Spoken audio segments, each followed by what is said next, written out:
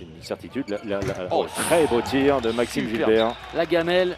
Et pour donner des bons ballons et des bonnes situations au pivot, c'est bien de travailler face aux défenseurs et les faire sortir, les faire bouger pour avoir un petit peu plus d'espace. Le bras élevé, Sarmiento, bien joué. Regardez la recherche de Jomapou et cette fois c'est pour qui? Et c'est pour Edouard Kempf, ça va passer par... Ouais, c'est Nemanja Ilic qui intercepte le ballon pour Edouard Kempf. Et l'opportunité pour revenir à une longueur de Saint-Raphaël avec Gaïdoutchenko sur la fin de montée de balle, Baraché, c'est bien servi, c'est détourné, malheureux Jeff Lettens là-dessus. De parler avant la partie. Avec la perte de balle de Révi Pachal. Allez, on y revient oui, un peu plus tard. Elle est belle. Passe pour Nemanja Ilic. Ça aussi c'est bien. Jakobsen, elle était compliquée. Oh, attention, attention, hein, Saint-Raphaël qui prend un petit peu l'eau. Jusqu'ici, c'est bien travaillé, très bien travaillé de la part des Toulousains. Avec le premier temps fort. Et on salue aussi Yacine Idrissi qui est en train de regarder le match et qui effectivement confirme que dans cette période de Ramadan c'est compliqué pour la performance. Bien sûr, évidemment. Et les Toulousains qui s'en sortent avec cette tentative d'interception et derrière l'espace se fait heureusement. Alexandre Demaille veillé. Qui est dans les transmissions, pas trop de prise de risque et il y en a une. Il est allé tout emporter sur son passage. Pro. Ouais, c'est trop, la mauvaise gestion. Plus 4, 15 à 11 en faveur du Phoenix de Toulouse. Un Gardan, Mathis Gardan, et non pas son papa Philippe, bien joué. Deuxième arrêt pour Jeff Lettens lui aussi. Ignorons toujours la générosité de l'ailier, mais ce ballon perdu. Et la contre-attaque avec ce but inscrit par Giraudot et le temps mort déjà. Oui, déjà, comme vous dites, le temps mort raphaélois, ça ne va pas du tout. Encore une situation dans laquelle il faut savoir, voilà, c'est la Bérésina en défense. Il y a un coup à jouer à droite. Ouais, il y en a de partout. Il y en a de partout. Ça va trop vite. À droite, à gauche. C'est une déferlante bleue. C'est l'une de ses pires prestations depuis son arrivée. Ouais, il suffit de dire ça pour qu'il réussisse. La naissance de Jésus-Christ. Non mais c'est incroyable. Non, mais, franchement, c'est hallucinant. Très beau tir une nouvelle fois d'Ayoub Abdi. D'un bleu limpide.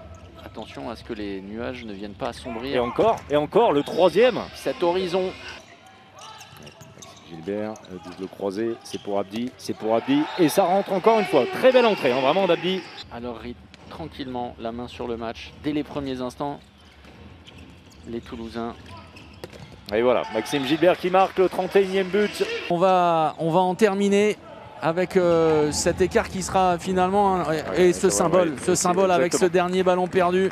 Voilà, il fallait que ça se termine ainsi pour une équipe de Saint-Raphaël qui n'aura jamais été en mesure de s'imposer ce soir. Trop de manquements, trop d'erreurs, trop de pertes de balles, trop de problèmes de concentration. Le Phoenix a assuré sa victoire 32-27 en étant sérieux et appliqué et en dominant l'ensemble de la partie.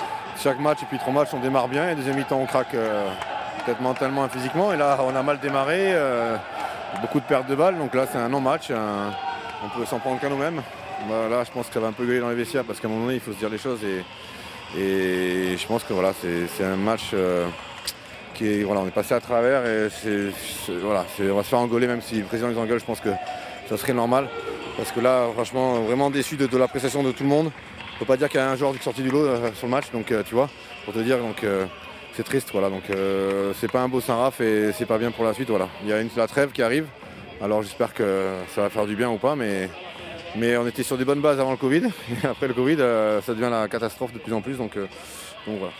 Ouais, pour une fois, on a souvent eu le score en fait sur beaucoup de matchs et on s'est souvent fait rattraper sur la fin.